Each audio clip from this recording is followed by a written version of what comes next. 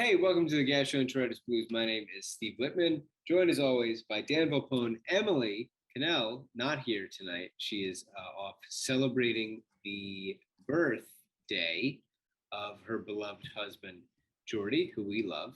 Good guy, very good guy. Very good guy, salt of the earth. We love Jordy. Dan, my first question is by default for you. Only one. When's the last time you fell down the steps? Fell down the steps. Ooh. Yesterday. I actually fell up the steps. I mean like a real fall down. Oh, like a go tumbling down? Sure. I don't even know. Like fully I must have been young. Like to go fully down the stairs, I can't even remember. Has this happened to you in the last week that you would bring this up? 1 day ago, 2 days ago. I was in down the shore with Gabrielle and my family, and the stairs and floor was made of wood. There's no carpet on it, and I was in socks, which must have been manufactured poorly. And I was coming down the steps, and I put my heel on one, and it slipped out, and my tailbone. I have to tell you, my tailbone hurts like all hell. It's been terrible since. I'm sorry to hear this. Yeah, so it's been bad. So that's why I asked, but you gave me no sort of like I'm sorry. I was tell you this is a child's problem. Yeah. I was like, I turned 30 and it happened to me. And yeah, I had wait. like oh my god. Tequila. Yeah. Oh my god. Well, I knew it was your birthday this past week, yeah.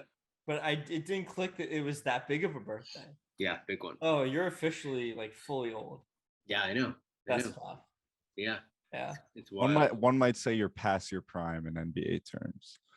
Oh yeah. Well, you know what's funny? Even when I was 29, I was like, I hate how old I am. And I was like, if the Sixers drafted a 29-year-old, I'd be like, what the fuck is wrong with them? And that's how old I am. If they drafted a 29-year-old, I'd be like, these guys are fucking idiots. And it's me. Well, only the Eagles would do that. They would only draft a 29-year-old fireman or whatever. So. I know. That guy. Well, that guy was listen, great. We should get him on the pod. Drew is just about to enter his prime as his 21st birthday approaches. Drew's 21st is coming up. We're all very excited. Drew's 21st is coming up. Yes. His drinking prime will last a full year, hopefully, and then he'll be washed like the rest of us. Exactly. That's how it goes. That's the plan. Potentially, speaking of washed, this week James Harden signed. I'm just kidding. Come on, we have fun. James Harden signed or is going to sign. I don't know. There was another tweet saying that he's signing it, but no Sixers. The Sixers have not announced, hey, he's back. So we'll see. But it does sound like Harden. We've known that Harden's coming back, and we basically have known the terms of his contract. But let me get you the wording here from Woj. James Harden has agreed on a 2-year, $68.6 million deal, including a player option. Harden will make $33 million this year, and the option is for $35.6 million. So we basically knew that this was going to be the deal. We talked last week about like, what are we waiting for? Is there like a big trade that's going to happen? No trade has happened to my knowledge. And it feels like at this point, the only shoe to drop would be like a combination trade of like Matisse and Ferk and somebody else to get maybe somebody off of Utah or somebody else. So what's your reaction to the deal, which seems like it's pretty close to becoming official, and just like the timing of it, that like it was not waiting on some sort of big trade? Yeah, I mean, the timing of it, I couldn't possibly explain. It's very confusing that this has just been lingering. But yeah, I'm fine with it. Obviously, a big trade would have been exciting, but I think it's nice to know the official number. And even if it's officially done and we won't see a trade till we're in the season, because now we'll know exactly how far we are below the apron. We'll know, exactly, what kind of trade we can make, what kind of players we can hope to acquire. And I like to know that kind of thing. I like to have that, that kind of thing settled, and know what kind of players we can be looking at as, especially as we get towards the deadline. I'm not expecting anything soon. Although I would love to be wrong. I'm just not sure the right player is there for like a Furkan plus Matisse for one guy trade. But if there is, that'd be exciting. It definitely seems to take Eric Gordon off the table for now, unless Tobias is in play here. Right. So yeah, I think it's a bit of a relief to. I think Shams was really jumping the gun on a lot of stuff this summer, and he beat Woj to a lot of the trades and the signings and the draft picks and all that. But he was like way early on a few things. He was way early on the Brunson signing. The number was different than he reported by the time Woj got to it later. And even the Harden number, like he didn't have the final numbers. He just said he's agreed to extend. 15 million. We kind of knew that, right? That's it. Whereas Woj had a more specific number, so it was a relief to hear. And I mean, we've talked about this before. I wasn't like worried he was leaving. We'll get to this later, but there's more and more Harden and Joel are spending time together stuff. But the longer it went on, the more I was like, well, like the longer he's unsigned, the easier he could be like, okay, I feel like it's gotten too far. Like now I just feel like you're undervaluing me, and I'm unhappy. And so like I just want it final. I just want him to get his money and them to pay him and to have this thing settled. So it doesn't seem like it's officially settled. We haven't seen a Sixers tweet, but it seems to be basically settled, especially now that Woj tweeted it. So I mean, my reaction was relief almost. Yeah, why not?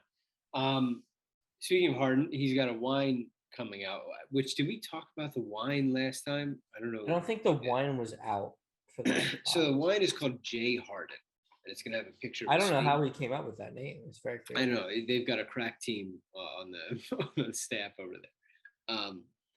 It's gonna be his face on the wine. The wine is gonna go for $17, and it's red wine. And I think we certainly have to get it. I don't know if it's going to be here in New York. I would think so. But we have to get it and drink during the pod. And he did a little party to celebrate this wine. And Joel Embiid was there. Joel went to the party to support Harden. I think Michael Rubin was there too, because anywhere that like famous people are, Michael Rubin seems to turn up and just kind of be there in Instagram pictures. I'm very happy that Joel seems to be using his free time to hang out with Harden multiple times over the offseason. Like there was that quote at the end of the year last year where he was like, people are expecting him to be Houston James Harden and he's just not that guy anymore, which I think some people were like, boy, does he want this guy out already? But no, it seems Joel truly seems to enjoy Harden, and it really does make you think of all the times throughout like the Joel Ben partnership that they just spent exactly zero time together off the court.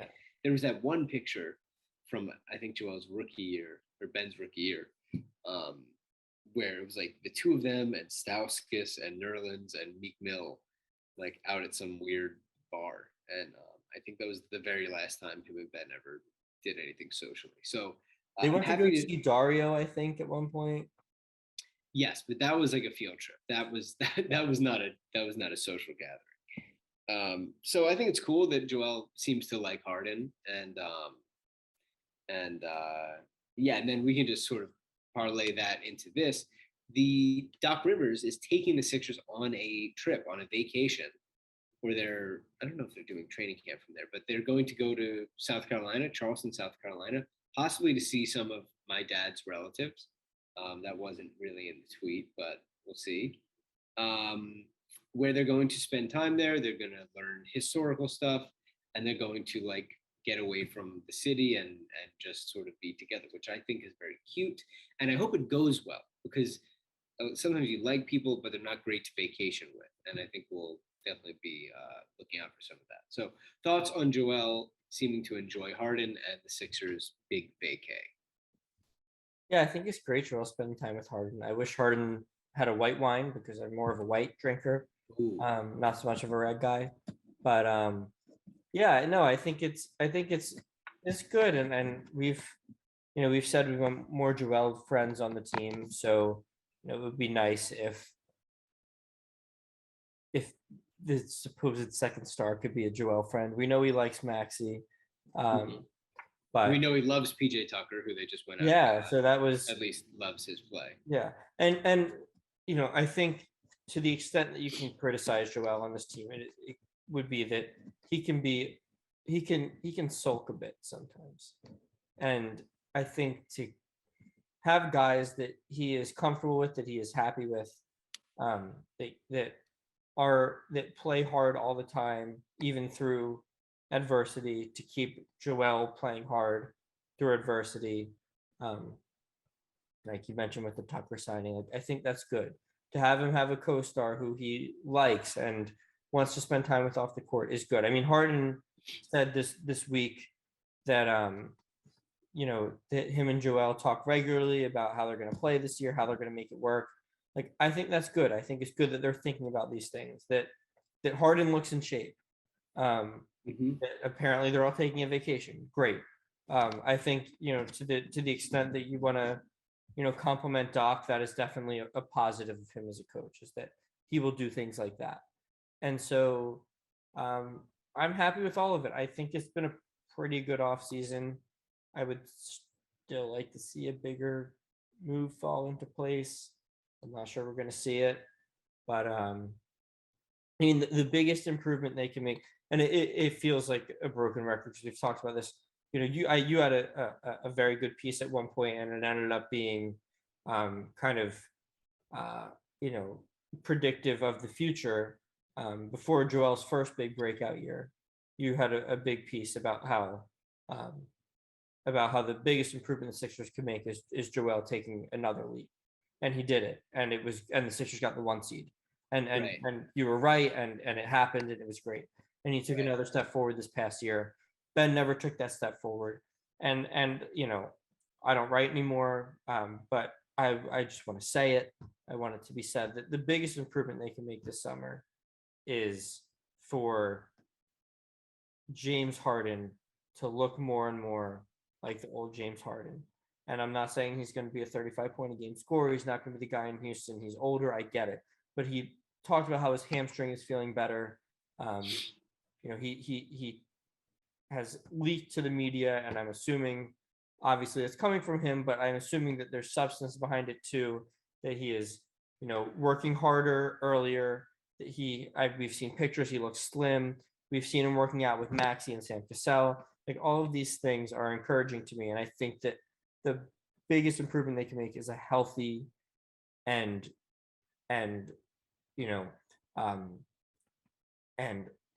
looking like the Houston James Harden. Like, that is the best thing that can happen for the Sixers, for them to really, like, talking about make the conference finals, make the finals. Like, that's what it takes. And they've added good pieces around them, but they need that. They needed him to be a star.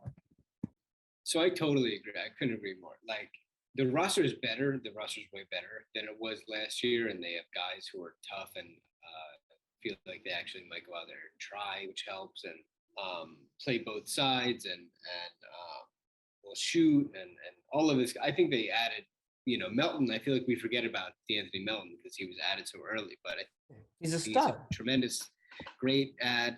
I don't think any of it actually matters if Harden has another performance like he did at the end of that Miami series. Like, it just won't matter enough. Like, those guys aren't going to get you over the top against teams that are, like, legit. So yeah, I to me, it just comes down to, like, is he going to be, like, at least close to his regular season self in playoffs, like, against a real team? And I certainly think he can do it. Like, I have way more confidence that he can do it than I did that Ben could, like, not be a massive problem, because Harden will still be an addition most times, even when he's missing shots, but games like that, game 6, just simply can't happen because that was an embarrassment. But we're hearing all the right things, and they've improved the roster in the right way, I think, to help them along in that regard. But I don't blame anybody, like, in the media or any fans who are in a wait and see about, like, can they win the title or can they win the East? Like, because Boston and Milwaukee are like a very clear, I think, tier ahead of them as we sit today. And we've talked about this, and I know I've complained about this before, but it's just like, it's the worst, I think, type of fan who is going to shame other fans for having skepticism, where it's like, I'm sorry, like, you just haven't been watching Philly sports that long. If you have some kind of, boundless optimism about, any of these teams, and if you feel optimistic and that's just how you are, then you know what? I'm jealous. I wish I was like you. More power to you. I'm not going to try to talk you off of your position of optimism. I think that's great. I wish I could be that way. I think I would enjoy the team a lot more. But it is based in reality to be skeptical about any Philadelphia sports team. Like, give the rest of us a break. Come on. Like, Yeah. there's plenty of reasons. I wouldn't be shocked if they won it all this year. I think they have pieces in place that are capable, but it is fully realistic and fully understandable to be skeptical. And there's no shame in having some skepticism about this team. There's no cowardice. There's none of that to say, yeah, this team is probably not the best team right now.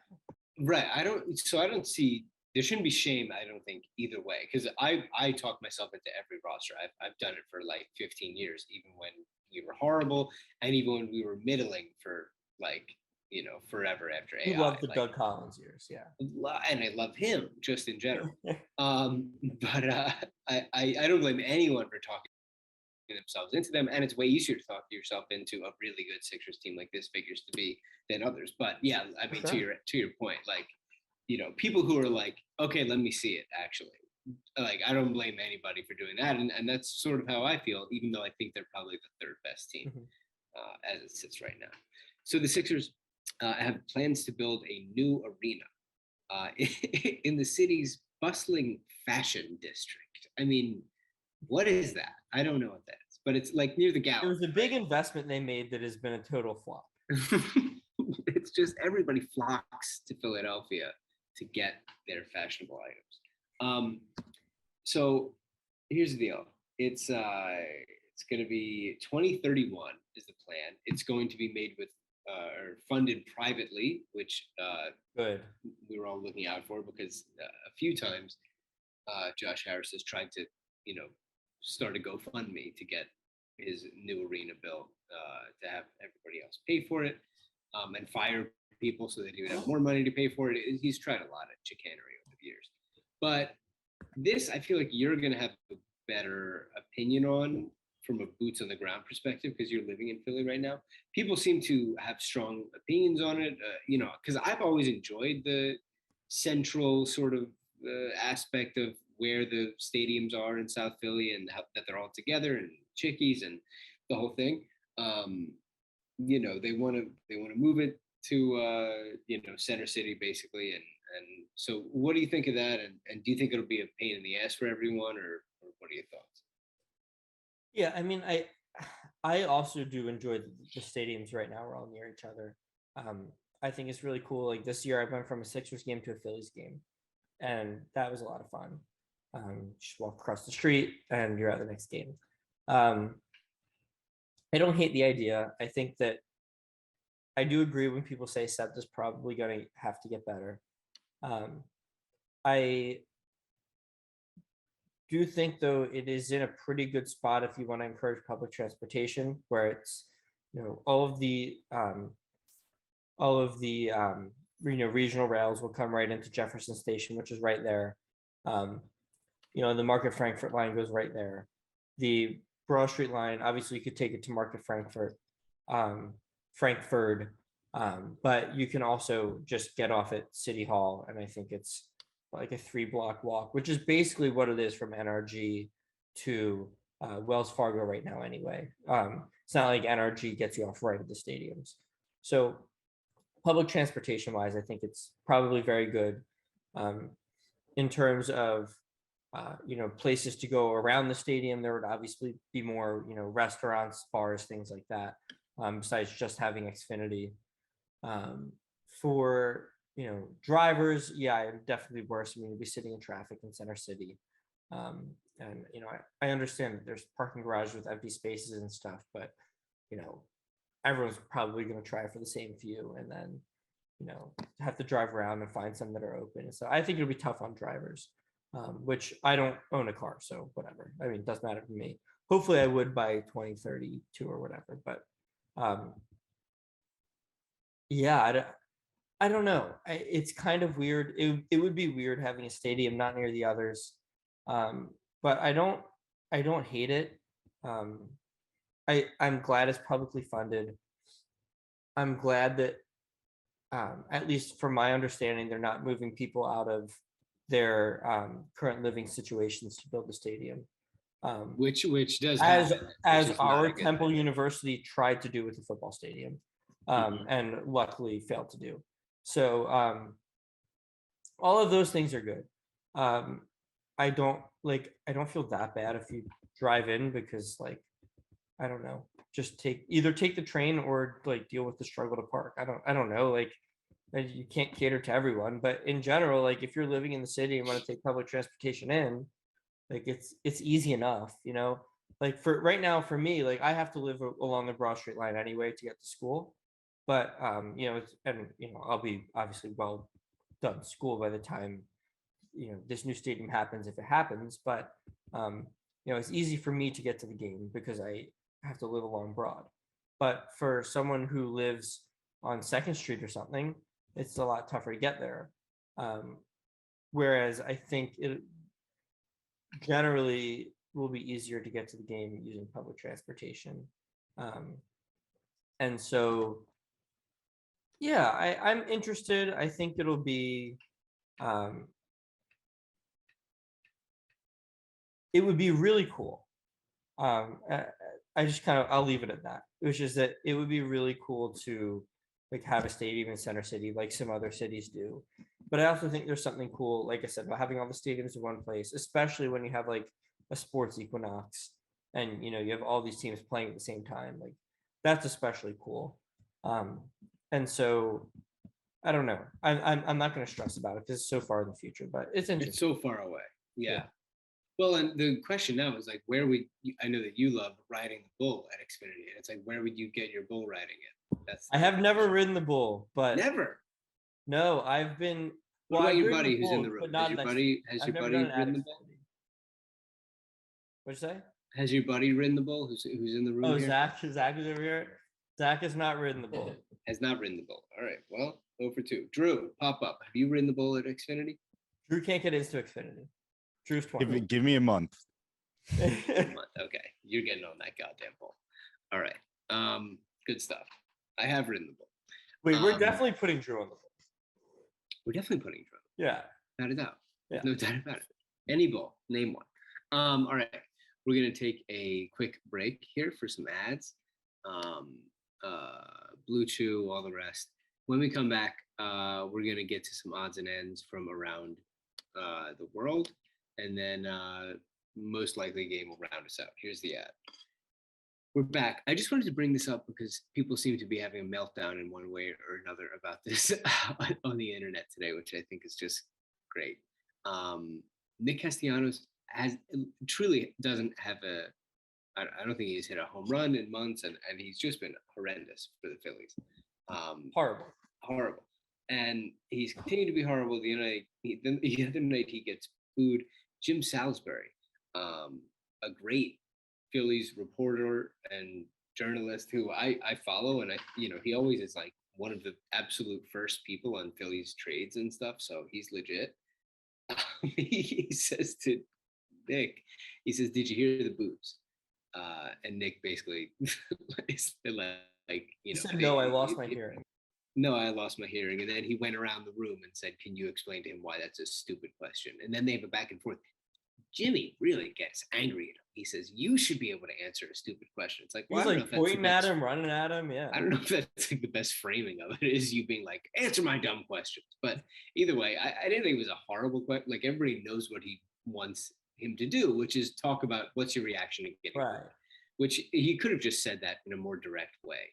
Sure. Because which I think reporters should be better at in general, but like, sure. This is not this situation specific thing to like ask a question hinting at what you mean, but not actually saying it.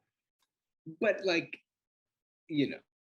I think that exact question has been asked so many times, especially in Philadelphia. Did you hear the boos? And then that's like your entryway into what did you think of it? So, but Castellanos is just not here for any of that like shit. So there was some arguing online about the video being edited. It's like, well, yeah, but didn't that stuff in the video happen? Like, what happened around that video? That they like cut out the middle. Yeah, I don't know. Well, then Matt Gelb is like continuing to be the nut job that he is. So he seems to get angry online. He really does. He's a weird guy.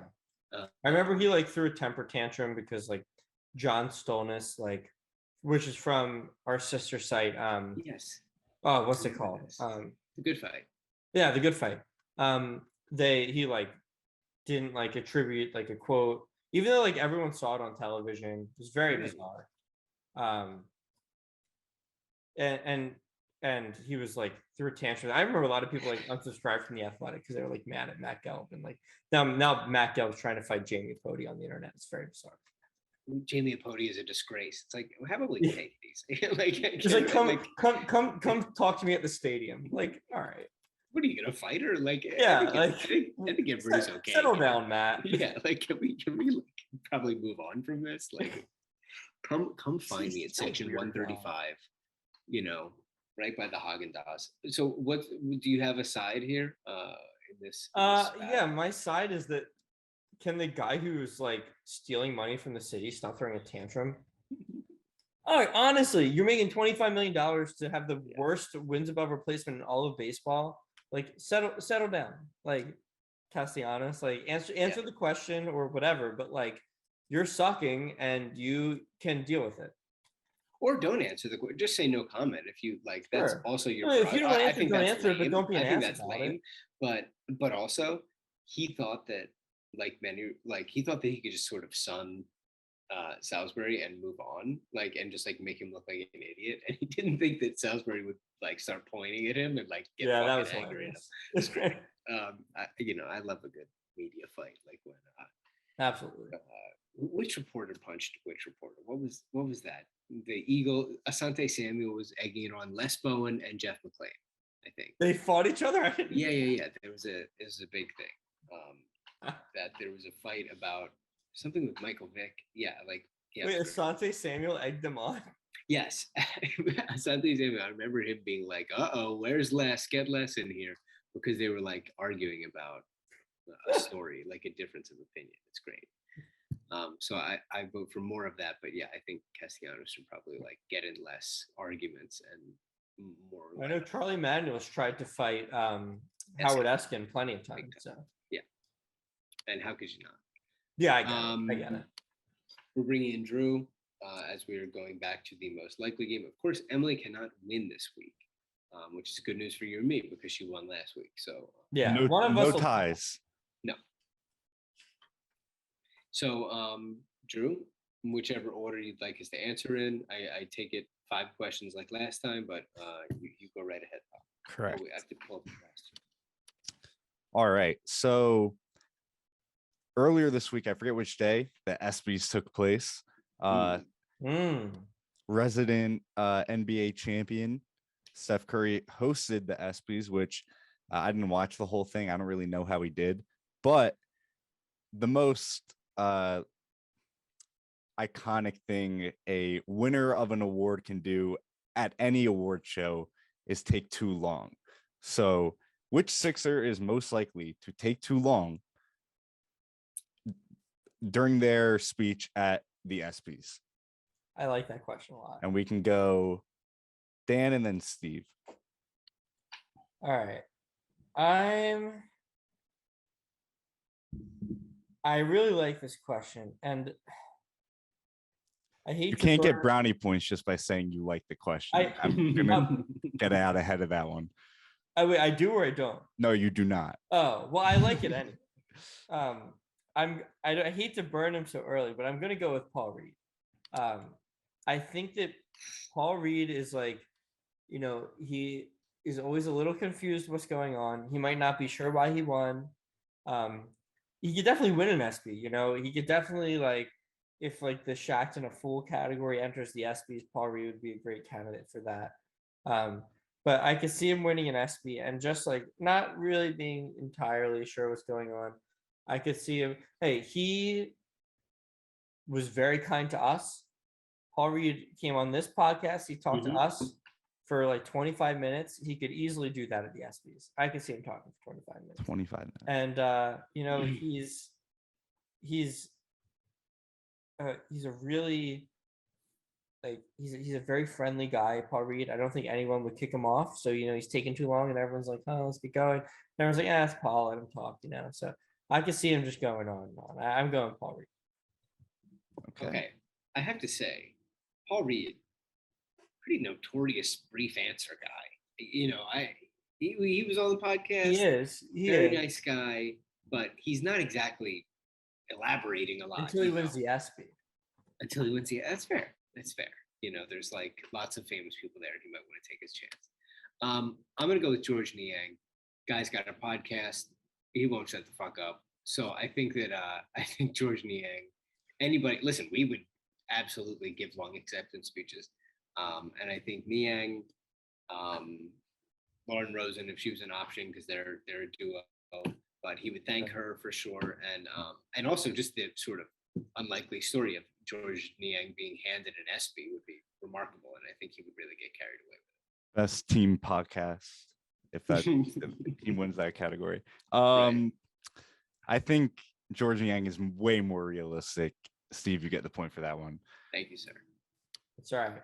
I got the next one. I think Paul Reed does have historically brief answers. He does. Okay. Yeah. The Eagles released their black helmets. I think it was yesterday, Saturday, if you're not hearing this on Sunday. So the black jersey that the Sixers are most correlated to, the black classic Iverson jerseys, one that the Sixers have kind of been reluctant to go back to. Which Sixer is most likely to campaign heavy for the black Iverson jersey in the next year, I guess? We'll go reverse. So whatever it was last time, I forget, but reverse. All right. Steve first. So which Sixer is most likely to campaign for that black jersey? Okay, I'm going to go with PJ Tucker. PJ, you can't be too young here because you have to kind of have nostalgia for those uniforms, I think. And PJ's an old man. And PJ also loves style and clothing and accessories and shoes, big into that. So I think that PJ could definitely get in there and whatever those teams represented, which is being like underdogs, whatever you want to say, could definitely line up with the PJ Tucker sort of aesthetic. And I'm going with PJ. All right, then. All right, so I'm going to go James Harden. I think that, when you look at those teams, obviously those are the Iverson teams, and you're thinking, when you see those jerseys, you think great guard play. I think Tyrese Maxey is too young to really remember those Iverson years that wore those jerseys. And I think that, it is a very fair comparison, not how Harden's played as a Sixer so far, but in Harden's career, to talk about these two great scoring guards, Harden, Iverson. I'm not saying they have similar games necessarily, but just two elite guards. And Harden wants to bring that elite guard culture back to the city. He's good enough that he has the ear of ownership. With he's friends with Daryl. He's friends with former owner Michael Rubin. He's a star on the team, and I think he would just frankly look really good in them. And so I think Harden would be the guy to do it. I find it interesting that you both say a guy that was not drafted by us and just recently came over. I find that interesting. I think I got to give it to Dan. Why would they do that? I got to give it to Dan. I think James Harden, I feel like he could get more of the Sixers involved in the campaign. I feel like because James Harden's a very neutral spoken guy. I feel like if he really got passionate about this one thing, really heavy, everyone on the team will be even probably Joel would be oh, this is legit. This might be enough. Okay. Can I ask you a clarifying question? Yeah. It's best of 5, right? So the first to 3 would win this, right? It was 5 questions. Yeah. So first to 3 is how we did it last week. Cool. Yeah. All right. Okay. So right now we're tied. tied. When we did it in the past, pre-Drew, it was best of 7 because it was always 1-on-1. But I think 5 questions is how we're doing it now. Yeah. Because we'll assume Emily will be with us going forward. We usually have 3. Yeah. All right. You guys talked about the new stadium and how it would be better for a lot of people in the city to get there by train. So which Sixer would most likely, it doesn't have to be when the new stadium comes about, but just right now, which Sixer is most likely to ride the train to the game, pre-game, legitimately before warmups, and no car, just pull up in a train? Which Sixer is most likely? We'll go back to Dan and Steve. All right. So, I want to go with the new guy here because, now Joel recently got his license, but he makes enough money. He could have had a driver before. And, I've personally never seen him on SEPTA. So I want to go with the new guy because maybe I'll see one of the new guys on SEPTA. I'm going to go with, I want to go with a younger new guy. And I'm going to say it would be Michael Foster Jr. I think that, he kind of feels like the odd man out. Like of the guys who are on the very, very fringes of the rosters, like longest shots to make the team. And I'm thinking this is a guy who does it in the preseason, right? Like not even regular season. Like Julian Champagny, I think he's already on a two-way. Charlie Brown, I believe he was already on the team last year. I think Michael Foster Jr. kind of feels like the odd man out, and he is younger, might not want to drive. I don't really enjoy, I don't drive around the city. I don't even have a car in the city. He might live in the city, he doesn't want to drive down. He probably, he's making a lot of money, probably has a really nice apartment in Center City, hop right on, the Broad Street line in Center City and take it down to the stadium. And, I think it would be a great way for him to kind of endear himself to fans. And so maybe he gets cut, but, now they got to keep him. He's a fan favorite. He'll go to Delaware. He eventually gets the call up. This is him. He's kind of he's endearing himself. And then he kind a long-term pander. It is a long-term pander. But really, as soon as someone catches him on there, people are going to love it. And he needs it. He needs it the most. Okay. The long con. Somebody else who might need some fan support is Matisse Thybulle. I thought you were going to say Tobias. No, don't let Matisse on the SEPTA. He's going to get everyone sick. So Matisse, there have been videos throughout the years of Matisse riding his bicycle to the games. And I think he probably put it on his vlog. I think that Matisse would enjoy the opportunity to get to the game in a wacky, cost-effective way. And as you sort of led me into, he could probably at this point use a few more fans in the city. So if he's sort of shaking hands, a man of the people kind of thing, that wouldn't hurt at all. So yeah, my answer is Matisse. Whew. Okay. That's a close one. I didn't think of either of them. I honestly thought of Isaiah Joe first. I'm not sure why. Just came in my head first. But I like the Michael Foster bit. I like the long con. I'm a fan of, the day before he gets cut, the game before he gets cut, he shows up on the train knowing he's going to get cut. And then when he gets the call up, he's like, hey, look, this was me on the train. I love it. I think that's a win. So Dan, right now you have the advantage. All right. I love it. Okay. Dan can win with this one. Yes, right. This is a fun one. All right. And Steve goes first for this one, I think. Yes. Today is Furkan Korkmaz's birthday. Like the party that was just thrown in the Hamptons, a whiteout party. I think the Ricky referenced this, but let's say they actually throw this party, another whiteout party. Who is the Sixer most likely to show up first? Okay, so and this is for Furkan. This is for Furkan Korkmaz's birthday today. Okay, so they're throwing a whiteout party for Furkan. Who's going to show up first? Who's not going to show up at all? James Harden. Who he's not going to a fucking Furkan Korkmaz birthday party. Who is most likely to show up first? Burned Matisse, which is tough. I will say, I'm going to say Maxey.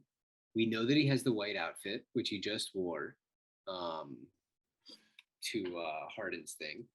And I think he's so sweet and caring and lovable that he would be at home talking to whoever he's with in a sort of carnal sense. And he's being like, I don't really feel like going tonight. I want to watch Bridgerton, but nobody's going to go to Furkan's party. I'm telling you right now, fucking nobody's going to that thing. Nobody's going. And he would feel too bad, and he would go, and he would be like having a drink before it was like polite to leave. So I say Tyrese. Okay, just to review, you're saying that Maxey is going to be so overwhelmed with pity for guilt, one might say, for Korkmaz not having anyone show up at his E-Day party. That's what you're okay. Yeah, because I think some people would be like, can we even go to parties for people who aren't on the team anymore? And people would be like, no, he's still on the team. Be like, what? Oh, they're like, he's still here? Okay. Are you serious? Yeah. So that's what I think. Okay, Dan. Well, as Steve alluded to, Matisse is Furkan's best friend on the team now that Ben is gone. And now we've had some conspiracy on the podcast that maybe there's a little friendly rivalry there. And I think that makes Matisse even more likely to go. Like, I'm gonna go be the star of the show at this guy's own fucking birthday party. I'm gonna vlog this thing. I'm gonna make a better vlog than Furkan does at his own birthday. I'm gonna, they kind of compete for, who's gonna be the shitty wing who gets minutes on this team. That's still a thing for this year. And Matisse is gonna go, like, maybe try to embarrass Furkan at his own birthday, trip him up in front of Michael Rubin or something. Like, this is going to be, Matisse is going to go, maybe they're friends, like, so he has to go, but also there's some ulterior motive. Like, I'm going to embarrass you at this party. I think you should, if you've seen, I think you should leave, you know that one. He like walks the line, but like, yeah, I have the attention, but you can have some too, Furkan. Yeah, Matisse has to be the one who says the toast, No, yeah. And his toast like kind of feels like it's a little bit about him, like like they have this little thing going back and forth. Like, and he's definitely he wouldn't miss that for the world. Yeah. God, that was amazing, both of you. Steve, you win. Tyrese Maxey. Because I want to go to this last question.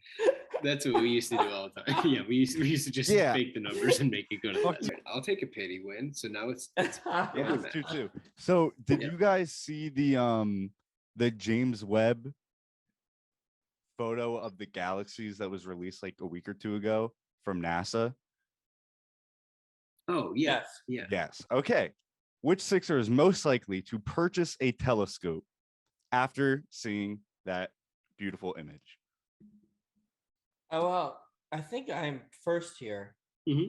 And I think the clear answer is Tobias Harris. I mean, this guy loves books. I don't think telescopes are a big jump from books here. He has so much money, like might as well blow it on a big fancy telescope. Like, I mean, seriously, like he's making so much money. Like he doesn't even know what to do with it. So Tobias Harris, he's already a book guy. He likes the academic stuff. He's going to buy a telescope, probably try to, endear himself to his teammates who, I know he's well liked on the team, but, he's only got a couple of years left. He's making a lot of money. He's making it tough on him. Might as well invite everyone over for a gander at the telescope. I'm not sure everyone else really cares, but, he'll have a nice little get together, maybe some wine and cheese kind of deal at his telescope. He's also, he's 30 now, which is crazy. He has turned 30. And I think that if you're Steve could probably vouch for this. I think once you turn 30, you get a lot more interested in telescopes. Is this true? That's true. That true. is that checks out. Second answer. Yeah. That's a And big so, piece. you know, I I hate to think agree he's with him, but basically he's at got the that right. age Yeah. where he's a telescope guy now. Okay. So I'm gonna say Shake Milton. Shake, one of the few things we know about Shake is that he likes to be peaceful and meditate and do yoga. Now, there's something very meditative and peaceful about stargazing. And I think that Shake would shell out because he's gotten a real contract. I think he would shell out the money to get a telescope and unwind after sort of not playing this season on night to night, at home, looking for the Big Dipper or a shooting star or anything else. So I think my answer is Shake because of what we know about him to this point. You don't need a telescope to see the Big Dipper, by the way. Dan, I'm actually not taking feedback at this time, so thank you so much anyway. It's just in the sky. Yeah, you don't need a telescope to see the Big Dipper. Drew, I think we're gonna move on to the results. The result is Dan with Tobias Harris. Oh, let's go. Well, that also feels just. It feels realistic. It feels right. Yeah. Like if Toby went on the Lauren Rosen podcast and was like, I'm in on telescopes, I'm in, sign me up for space, that would not surprise me. Sign me up for space. Yeah. So Dan, congratulations. You have won week 2 of this year. This is very exciting. I appreciate it. Wow. What would you like All right. to say? I just want everyone to know that, while I'm much less funny than Steve, I hope that you found in these past 5 questions that I did an okay job. You did great. You and Emily both have wins now. Well done. Thank you, Drew. Killed it again. The last thing we have here is any Bachelorette thoughts from the last episode. The biggest thing that happened in that episode is that weird motivational speaker guy, he was talking about fantasy suites to everyone. And that came back to bite him. I was honestly disappointed that they threw him out right away because I think a villain is very important, and I want that asshole to stick around. I think he was too predictable of a villain, though. It's true. Like I think it all happened so fast. Yeah, but I think sometimes you need the villain has to build up. It can't just be like, oh, this guy's kind of annoying. Sometimes I think that kind of villain gets a little overplayed, where it's like, oh, this guy, said something annoying, and then everyone just goes in on him, and all of a sudden he's the villain. Whereas just send him home, make the villain be annoying over weeks and weeks and weeks. It's true. Well, and at this point, the girls don't even know him. He's talking about fantasy suites, and they're just like, "Who the fuck are you?" Yeah, they were very creeped out. They were just like, "Get out of here!" And then he tried to come back, and then no good. Any other thoughts on the episode from last week, or who you're liking so far? Well, I was kind of confused why Rachel sent that guy home when she was like, "Oh, I just She was like, I don't feel it. It's like you just met him, you've known him for 4 days. He can't stay here another week. I don't understand. Well, and it's what if nice. The other one's Gabby, right? Yeah. What if Gabby really liked him? That sucks for Gabby. If she liked this guy, sorry, too bad. And I just don't. That part of it is very interesting to me. It's if one girl really likes a guy, another girl is oh, let me see if I'm into him, and she sends him home, and the other one is devastated now. What happens? But I know that Gabby had her one-on-one with Nate, and he seems very likable. He has a safety pin as an earring, which is apparently a pretty popular style thing. I didn't know that. Pretty cool. I'm with it. I like it. So yeah, I think it was, I'm liking this new format. That's my biggest thought is, I don't know the guys that well yet, but I really like the, 2 Bachelorette format. How about you? What do you have? I think so too. I like the 2 Bachelorette format. Who did they send home? They sent home the old guy from Boston. They sent home one of the people Gabrielle picked to be in the top 3, a guy named Brandon, who never got on screen. They did the thing where everybody took their clothes off and did a pose. No, they didn't even pretend that was any kind of competition. They were like, just take your clothes off and pose. They're like, you know what? Well, why don't you take it out? Yeah, I thought it was good.